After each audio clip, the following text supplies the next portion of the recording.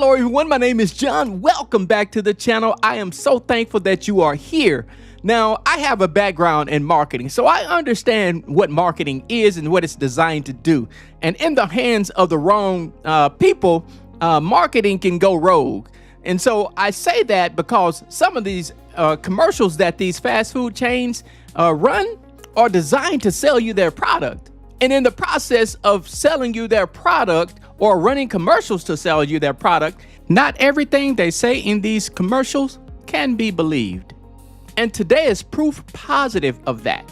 So you have to see this to believe it. So let's just get into the video.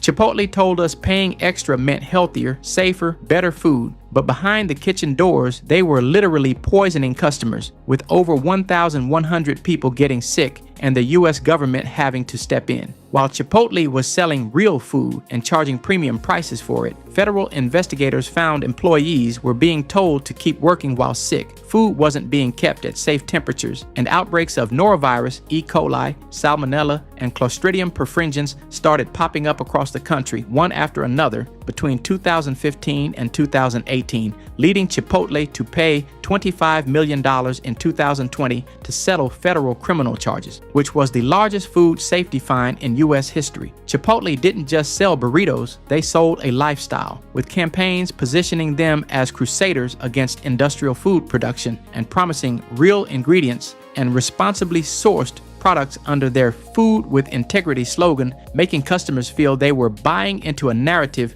about supporting responsible companies that cared about health and sustainability, with parents bringing children believing it was healthier than traditional fast food and premium prices seeming justified by the promise of superior safety and quality. But federal investigators discovered restaurants where employees routinely violated basic food safety principles while corporate marketing emphasized ethical sourcing and ingredient integrity. Between 2015 and 2018, Chipotle restaurants caused at least 5 major foodborne illness outbreaks that sickened over 1,100 customers with multiple pathogens. And in April 2020, the Department of Justice filed federal criminal charges, 2 counts of violating the Federal Food, Drug, and Cosmetic Act by adulterating food, with the company agreeing to pay $25 million in criminal penalties and entering a 3-year deferred prosecution agreement requiring comprehensive food safety improvements, with U.S. Attorney Nick Hanna stating that Chipotle failed to ensure that its employees both understood and complied with its food safety protocols,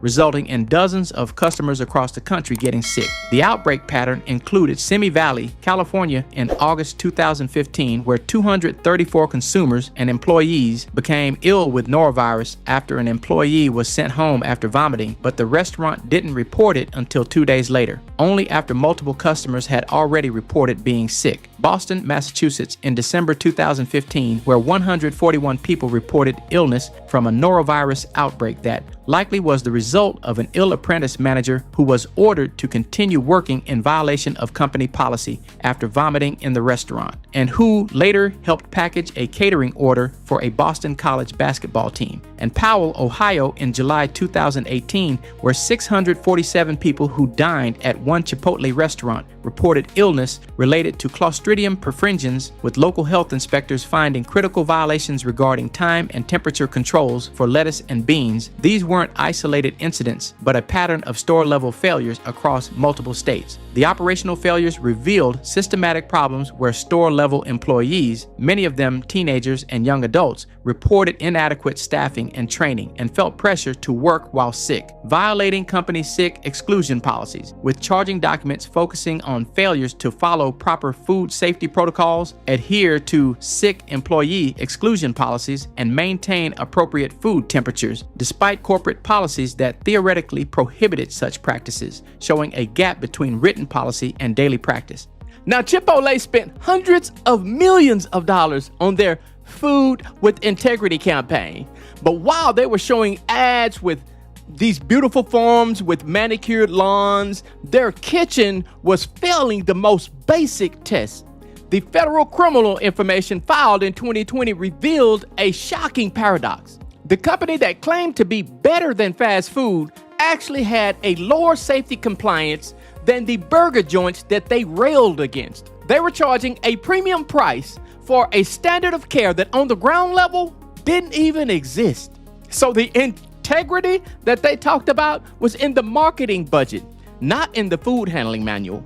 As part of the deferred prosecution agreement, Chipotle agreed to develop a comprehensive food safety compliance program, committing to work with its Food Safety Council to evaluate restaurant staffing, employee training, and food safety audits, with the government agreeing to move to dismiss the criminal charges after 3 years of compliance, and U.S. Attorney Hanna noting that the penalty and the tens of millions Chipotle already spent to upgrade its food safety program should result in greater customer protections in an unprecedented federal action where prosecutors pursued criminal charges due to the extensive failures and severe customer impact. Despite the criminal charges, Chipotle's stock price recovered remarkably quickly, reaching a high of $759 by July 2019 and surpassing its pre-outbreak mark, demonstrating how investors viewed the scandals as temporary public relations problems rather than fundamental operational failures, and raising questions about whether penalty structures provide sufficient deterrent effects. Chipotle's case highlights systematic challenges throughout the restaurant industry where marketing claims about quality and safety can become disconnected from operational execution, with the emphasis on speed, cost control, and profit maximization conflicting with food safety requirements. And while the federal prosecution sent a message, similar problems persist industry-wide with minimal consequences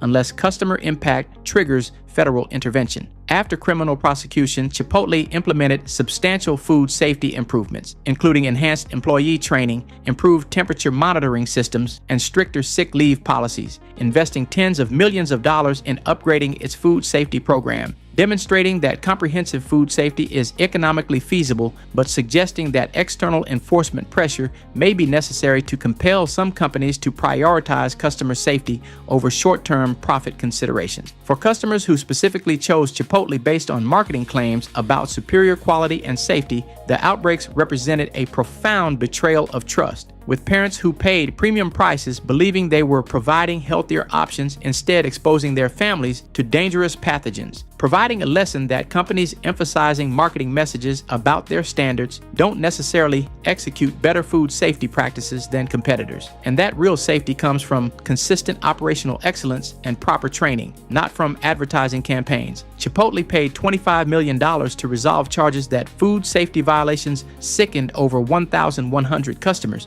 revealing how the company that built its brand on food with integrity had to answer federal criminal charges for practices that violated basic food safety principles, and how marketing claims about quality can become so disconnected from operational reality that companies convince themselves image matters more than performance, with customers paying through preventable illness when restaurants invest more in advertising their standards than in training employees to follow them. And while the recovery demonstrates proper food safety is achievable when companies invest appropriately, the timing, only after criminal prosecution, raises uncomfortable questions about whether companies will protect customers voluntarily or only when facing severe legal consequences. Understanding how companies can market superior standards while practicing inadequate food safety helps everyone make more informed dining decisions. So if this investigation was valuable, share it with others who make choices based on restaurant marketing rather than operational track records.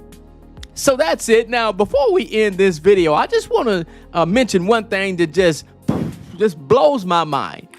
And that is that after this fine and after they got hit with this lawsuit and the dust settled, Chipotle's profits increased. It just stuns the mind. Their profits increased. So apparently they had a fan base that wasn't too concerned about the food making them or their family sick. So that was one just kind of threw me for a loop.